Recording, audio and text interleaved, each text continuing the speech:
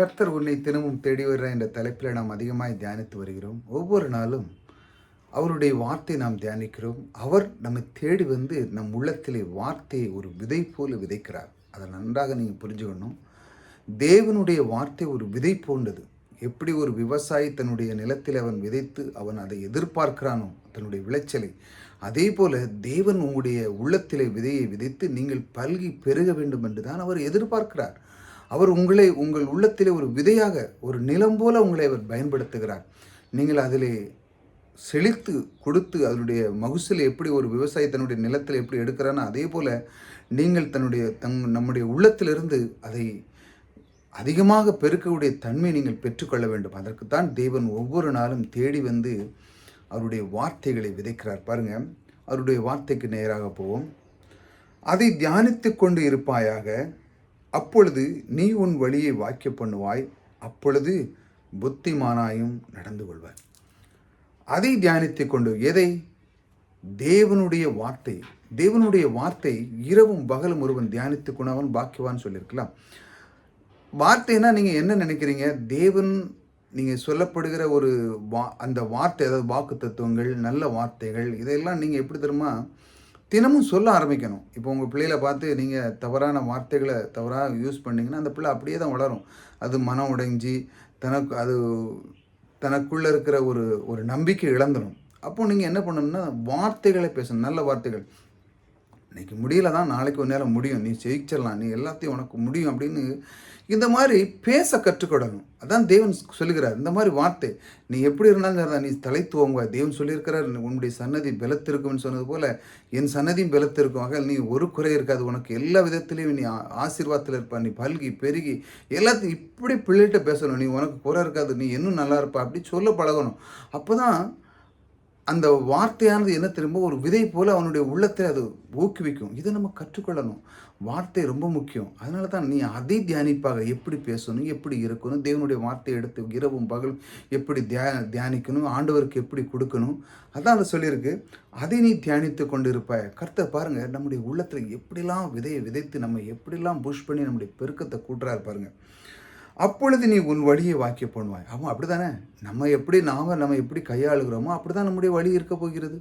நீங்கள் இன்றைக்கி எப்படி இருக்கீங்க, அது உங்களுடைய நாவை பொறுத்து இருக்கிறீங்க. உங்களுடைய குணஸ்பாவம், நீங்கள் எப்படிலாம் பேசுகிறீங்க, அதுக்கு தந்தால்தான் தான் நீங்கள் இருக்கீங்க. உங்களுடைய வாழ்க்கை திறனை மாற்றணும்னா நீங்கள் எப்படி அதை தியானித்து கொண்டு இருப்ப. எதை நம்முடைய நாவில் எதை வருகிறது, எப்படி நம்ம பேசுகிறோம், யார்கிட்ட எப்படி கரெக்டான விதத்தில் பேசணும், ரொம்ப ரொம்ப ரொம்ப ரொம்ப முக்கியம்.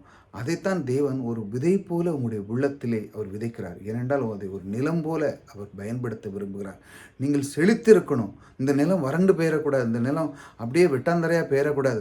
நீங்கள் செழித்திருக்கணும், நீங்கள் எப்பொழுதும் மகிமையாக இருக்கணும். அதைத்தான் அவர் விரும்புகிறார் பாருங்கள்.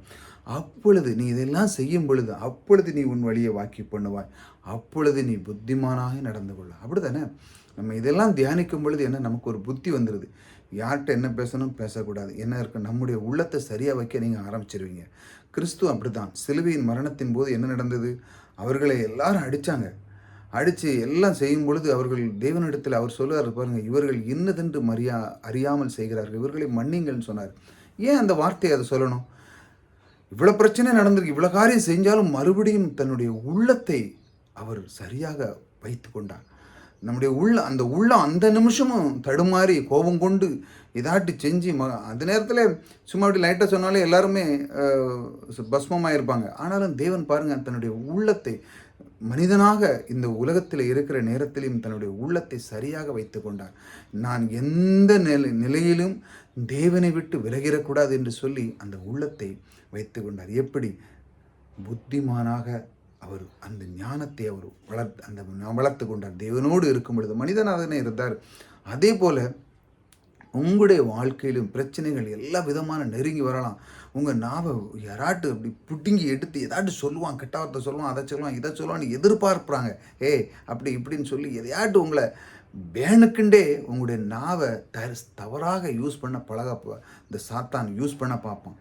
ஏனென்றால் இந்த வார்த்தை என்ன செய்கிறதுனா விதை போல், நீங்கள் எதை விதைக்கிங்களோ அதை அறுவடை பண்ணுவீங்க. நீங்கள் தவறாக விதைச்சிட்டிங்க, மறுபடியும் இந்த சரீரமான இந்த நிலத்துக்குள்ளே நீங்கள் தவறான முள், அது இது, கசப்பு, வன்மை, பொறாமை, இதெல்லாம் நீங்கள் உள்ள கொண்டு வந்து வயல். ஏன்னா நீங்கள் வார்த்தையை விதைச்சிட்டீங்களே.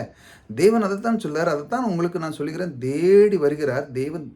கர்த்தர் உன்னை தினமும் தேடி வருகிறார் என்றால் உங்கள் உள்ளத்தில் ஒரு வார்த்தையை விதைக்கிறாருங்க. நீங்கள் தவறாக பேசிட்டீங்கன்னா அது உங்களுக்கு தான் அது. வேற அவனுக்குன்னு நினச்சிட்டிங்களா? நீங்கள் எதை பேசுகிறீங்களோ அது உங்கள் உள்ளத்தில் திரும்ப அது உள்ளே வந்துடும். நீங்கள் தவறாக பேசிங்கன்னா அது நல்லதை பேசிங்கன்னா நல்லது. அன்பு, கிருபை இதெல்லாம் நல்லா பேசிங்கன்னா அது உங்களுக்கே திரும்ப வந்து உங்களை அது ஆட்சி புரிஞ்சு உங்களுக்கு எல்லாத்திலுமே நன்மை கொடுக்கும். இதைத்தான் தேவன் சொல்லுகிறார், உங்களுக்கு கற்றுக் கொடுக்கிறார்.